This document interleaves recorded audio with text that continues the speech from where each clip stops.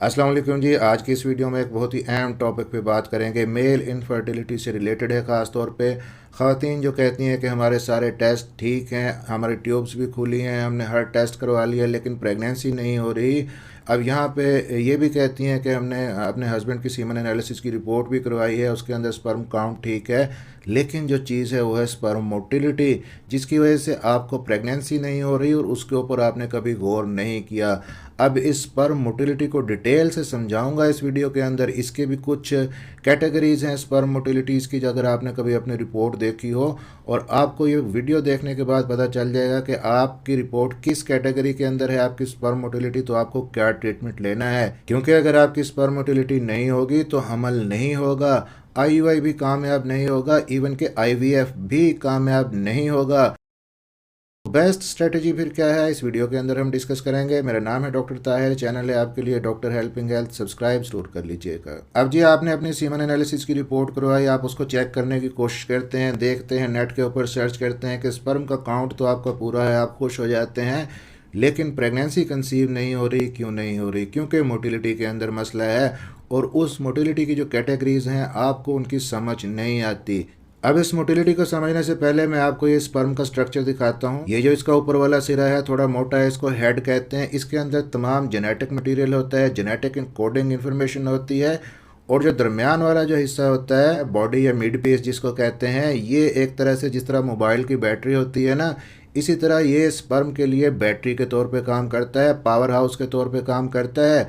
और जो नीचे वाला हिस्सा होता है पतला, ये स्पर्म की टेल है, दुम है, ये स्पर्म को हरकत करने में हेल्प करती है। अक्सर प्रैक्टिस के अंदर ये देखने में आया है कि हमल नहीं हो रहा, हालांकि स्पर्म का काउंट तो नॉर्मल है। तो यहाँ पे मसला होता है मोटिलिटी के अंदर, क्योंकि बीवी के अंदर भी कोई प्रॉब्लम नहीं है, उसके एग भी प्रॉपर बन रहे हैं। जब हस्बैंड वाइफ आपस में मिलते हैं तो जो हस्बैंड के स्पर्म है वो गिरते हैं वेजाइना के अंदर। अब यहाँ से इन स्पर्म को फिलोपियन ट्यूब के अंदर पहुँचना होता है, और जब स्पर्म की मोटिलिटी ख़राब होगी, स्पर्म के अंदर हरकत करने की ताकत नहीं होगी, तो वो एग तक पहुंच ही नहीं पाएंगे, एग को फर्टिलाइज ही नहीं कर सकेंगे। कुदरत ने एक बार की इजैकुलेशन में मर्द के अंदर मिलियन स्पर्म इसीलिए रखे हैं कि उनमें से जो एक ज़्यादा एक्टिव मोटाइल स्पर्म होता है वही आगे जाके प्रेगनेंसी करता है। अगरचे और भी कुछ स्पर्म साथ में पहुंचते हैं, लेकिन मिलियंस आगे नहीं पहुंच पाते। अब जी, रिपोर्ट की बात कर लेते हैं। सीमन एनालिसिस की रिपोर्ट जब आप देखते हैं तो वहाँ पे स्पर्म की मोटिलिटी का एक कॉलम बना होता है, 4 वहाँ पे इकसाम लिखी होती हैं। पहली जो किस्म लिखी होती है वो होती है रैपिड प्रोग्रेसिव मोटाइल स्पर्म्स। ये वो स्पर्म होते हैं जो कि तेज़ी से सीधे आगे की तरफ हरकत करते हैं, और यही ज़्यादातर प्रेगनेंसी करते हैं। और नंबर 2 पे जो कैटेगरी लिखी होती है वो है स्लो प्रोग्रेसिव मोटाइल स्पर्म। तो ये स्पर्म भी अगरचे आहिस्ता से जाते हैं आगे की तरफ, ज़्यादा इनकी मूवमेंट साइड वाइज होती है, इनकी रफ्तार निस्बतन स्लो होती है। और जो तीसरी कैटेगरी होती है वो होती है नॉन प्रोग्रेसिव मोटाइल स्पर्म। ये वो कैटेगरी होती है कि इसके अंदर जो स्पर्म होते हैं वो हरकत तो करते हैं। तो इस तीसरी कैटेगरी के अंदर वो स्पर्म्स होते हैं जो कि हिल तो रहे होते हैं लेकिन वो आगे नहीं बढ़ पाते, अगरचे वो जिंदा होते हैं। और चौथी कैटेगरी होती है इमोटाइल स्पर्म्स की। ये ना तो हिल रहे होते हैं और ना ही आगे बढ़ रहे होते हैं, और हमें ये भी पता नहीं होता कि ये डेड हैं, मुर्दा हैं या जिंदा हैं। अब यहाँ पे ज़रा बात को समझिएगा कि अगर आपके जो स्पर्म्स हैं पहली 2 कैटेगरीज के अंदर हैं, यानी रैपिड प्रोग्रेसिव मोटाइल स्पर्म और स्लो प्रोग्रेसिव मोटाइल स्पर्म, तो आपको नेचुरल प्रेगनेंसी हो सकती है, आप अपने मिसेस को नेचुरल प्रेगनेंसी कर सकते हैं, या अगर आप आईयूआई ट्राई करना चाहते हैं तो आईयूआई भी आपका कामयाब हो सकता है। लेकिन अगर आपके पहली 2 कैटेगरीज के अंदर स्पर्म्स हैं ही नहीं, और आपके जो स्पर्म्स हैं ज़्यादातर आखिरी 2 कैटेगरीज के अंदर हैं, यानी कि नॉन प्रोग्रेसिव मोटाइल स्पर्म्स हैं और इमोटाइल स्पर्म्स हैं, तो ऐसी सूरत में आप नेचुरल प्रेगनेंसी नहीं कर सकते, इवन के आप आईयूआई भी नहीं कर सकते, और इवन के आप आईवीएफ भी नहीं कर सकते। अब इसकी ज़रा रीज़न समझ लीजिएगा कि आपकी जो कैटेगरी है स्पर्म की मोटिलिटी की, वो आखिरी 2 कैटेगरीज हैं। अब इन स्पर्म्स के अंदर कुछ स्पर्म हरकत करते हैं जो वहीं पे पड़े रहते हैं, बाकी हमें डेड ही लगते हैं। तो ऐसी सूरत में अगर आईयूआई करेंगे तो आईयूआई के अंदर ये होता है कि आपके जो स्पर्म्स होते हैं वो फीमेल के अंदर फिलोपियन ट्यूब के पास छोड़ दिए जाते हैं, और वहाँ से उन्होंने खुद आगे ट्रैवल करना होता है, एग तक पहुँचना होता है, तो वो नहीं पहुँच पाएंगे।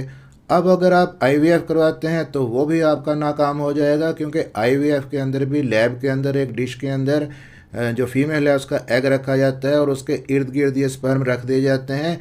फिर इन स्पर्म को वेट किया जाता है कि ये नेचुरल तरीके से अंडे तक पहुँचें और अंडे को फर्टिलाइज कर दें ताकि एम्ब्रियो बने वो यूट्रस के अंदर रखा जा सके। तो आखिरी दो कैटेगरीज के अंदर अगर आपके स्पर्म है तो आपका आईवीएफ भी कामयाब नहीं होगा। अब यहाँ पे जो आखिरी ऑप्शन आपके लिए रह जाता है वो है इक्सी, इंट्रासाइटोप्लाज्मिक स्पर्म इंजेक्शन। इसमें यह होता है कि आपके स्पर्म के डीएनए को खुद इंजेक्ट किया जाता है, आपकी वाइफ के एग के अंदर पहुँचा दिया जाता है ताकि एग की फर्टिलाइजेशन हो सके और हमल ठहर सके, एम्ब्रियो बन सके। तो अगर स्पर्म की मोटिलिटी आपकी आखिरी दो कैटेगरीज के अंदर है तो आप आईयूआई या आईवीएफ के ऊपर अपना पैसा या वक्त बर्बाद नहीं करें, आप फिर ट्राई करें इक्सी के लिए।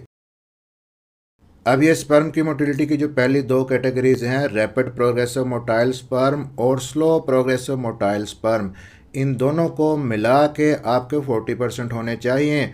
और बेस्ट ये है कि 30% कम अज़ कम आपके रैपिड प्रोग्रेसिव मोटाइल के अंदर कैटेगरी के अंदर हों और बाकी के 10% आपके स्लो प्रोग्रेसिव मोटाइल स्पर्म्स के अंदर हों।